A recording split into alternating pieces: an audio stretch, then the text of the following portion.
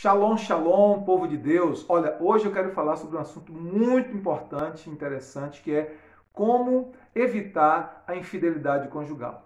Antes de falarmos sobre esse assunto propriamente dito, gostaria de pedir a você que deixe o seu like aí no nosso vídeo, caso você goste desse vídeo, e também que você possa comentar, compartilhar para ajudar o nosso canal a crescer e fazer com que essa mensagem chegue a outras pessoas e abençoe outros casais, outras famílias.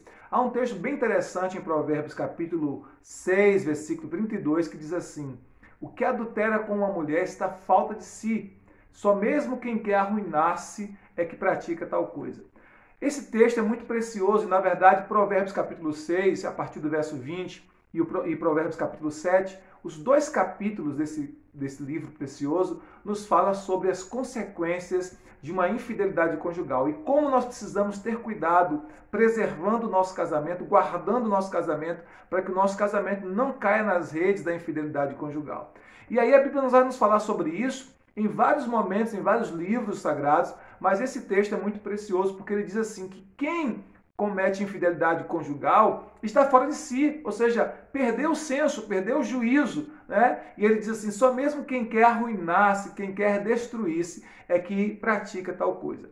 E o próprio texto de Provérbios nos ensina pelo menos quatro preciosas lições de como nós podemos fugir da infidelidade conjugal e das suas consequências, como nós podemos evitar a infidelidade conjugal. A primeira delas que o texto nos ensina é guardando a palavra de Deus em nosso coração.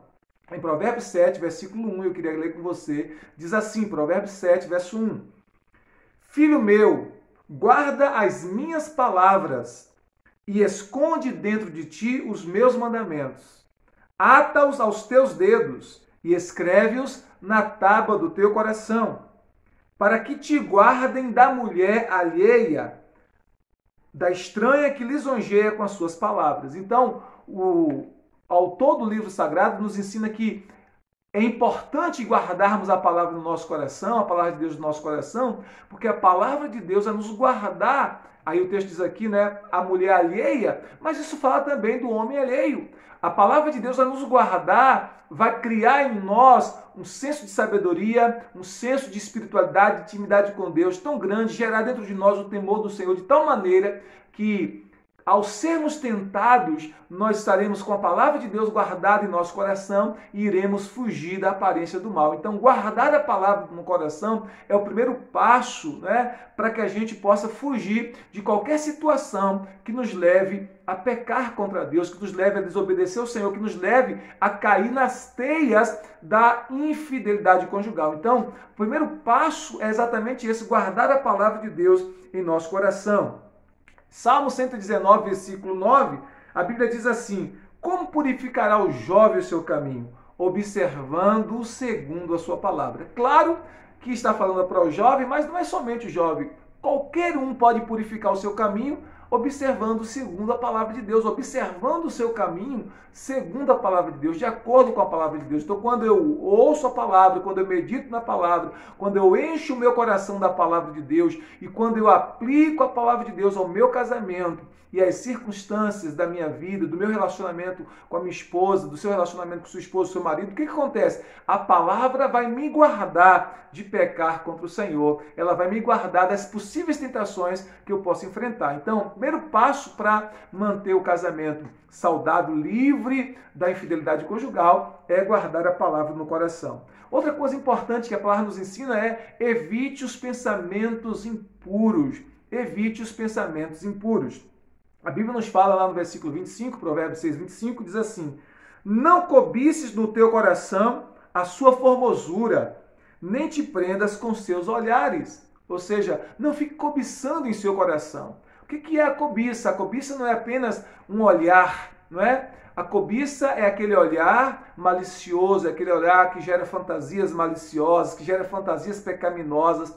E Jesus nos ensinou, por exemplo, em Mateus capítulo 5, verso 28, que quando alguém olha para uma mulher com intenção impura no seu coração, já cometeu adultério com ela. Claro que se isso acontecer também de uma mulher desejar um homem com intenção impura no seu coração, já cometeu adultério com ele. Então serve tanto para o homem como para a mulher. Só que Jesus usa aqui para o homem porque o homem, muito mais do que a mulher, é visgado, é atraído pelo que vê, atraído pela sua visão. Então, Jesus nos ensina sobre isso nas Sagradas Escrituras. O autor de Provérbios também nos ensina sobre isso. Então, evite pensamentos impuros. Como é que a gente faz isso? Já o primeiro passo eu falei, encher o nosso coração com a palavra de Deus, isso é poderoso. Mas também evitar situações, evitar cenas que possa provocar dentro de nós apetites que não serão satisfeitos adequadamente, apetites que não serão satisfeitos dentro do padrão de Deus. Então a gente precisa evitar situações como essa. Nós também precisamos impedir que esses pensamentos fiquem dentro da nossa mente. Nenhum de nós, ninguém pode impedir, por exemplo, que venham pensamentos como flashes na nossa mente. Mas o que nós não podemos permitir é que esses pensamentos criem raízes. Como, por exemplo, ninguém pode impedir que os pássaros sobrevoem sobre a sua cabeça. Mas você pode impedir que os pássaros sentem na sua cabeça e façam ninhos. Então, assim, nós não podemos impedir que, vez ou outra, o nosso adversário lance uma seta de um pensamento inadequado, de um pensamento malicioso, mas o que nós não podemos fazer é permitir que esses pensamentos continuem, é permitir guardando os nossos pensamentos e acalentando esses pensamentos em nosso coração. Então, é importante não alimentar pensamentos impuros, não alimentar pensamentos impuros. Uma outra coisa que nós precisamos fazer para evitar a infidelidade conjugal é não focar apenas na aparência física, porque apenas no aspecto físico, porque às vezes a pessoa é tentada justamente por isso, porque se prende apenas na questão física ou na questão superficial e a pessoa vai se enredando, né? Às vezes o homem é uma questão de aparência física, às vezes a mulher é uma questão de palavras, né? De situações envolventes, então vai se prendendo nessas situações, nessas circunstâncias apenas físicas e vai se enredando pelo caminho ruim que vai trazer muitos prejuízos para o seu relacionamento com Deus, o seu relacionamento com o seu cônjuge e o seu relacionamento com a sua família como um todo. Então não atente apenas para o aspecto físico, não atente apenas para o aspecto físico da relação, tá ok? E quarta lição que esse texto nos dá de como evitar a infidelidade conjugal pense nas consequências. Pense nas consequências. O texto começa dizendo exatamente isso, né? Somente quem quer arruinar-se é que pratica tal coisa. Por quê? Porque a infidelidade conjugal é altamente destrutiva para o seu casamento. Então você tem que pensar nas consequências, né? A infidelidade conjugal pode destruir completamente o seu casamento. A infidelidade conjugal pode machucar muito, muito, muito a pessoa que você ama. A infidelidade conjugal pode fazer com que você perca a sua confiança, a confiança que a pessoa que você ama, que o seu cônjuge tem e deposita em você. A infidelidade conjugal pode fazer você se afastar de Deus, dos propósitos de Deus para a sua vida. A infidelidade conjugal pode trazer sérias consequências, tanto psicológicas, emocionais, financeiras, espirituais, né? Enfim, pode trazer várias consequências em vários aspectos da sua vida e principalmente em relação ao seu casamento.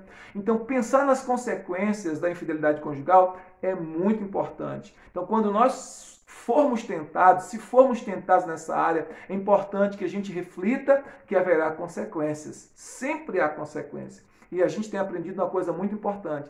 O nosso Deus, cheio de graça e de misericórdia, perdoador como sempre perdoa os nossos pecados quando nós nos arrependemos deles. Não é verdade? Ele sempre perdoa. Mas as marcas e as consequências do pecado, as cicatrizes do pecado, as cicatrizes da nossa desobediência, nem sempre são apagadas. Então pense nisso. Há consequências, há duras consequências, há sofrimentos desnecessários, né? Complexo de culpa, conflito interior, alguns até, enfim, acabam não tendo mais, desfrutando mais de uma boa intimidade sexual no casamento. Então, várias consequências podem vir por conta da infidelidade conjugal. Então, pense nisso. Então, essas são lições preciosas da palavra de Deus para guardar o nosso coração, o nosso casamento livre de infidelidade conjugal, não é? Guardar a palavra de Deus no nosso coração, não atentar apenas para o aspecto físico, ok? Não guardar pensamentos impuros no nosso coração, não acalentar pensamentos impuros no nosso coração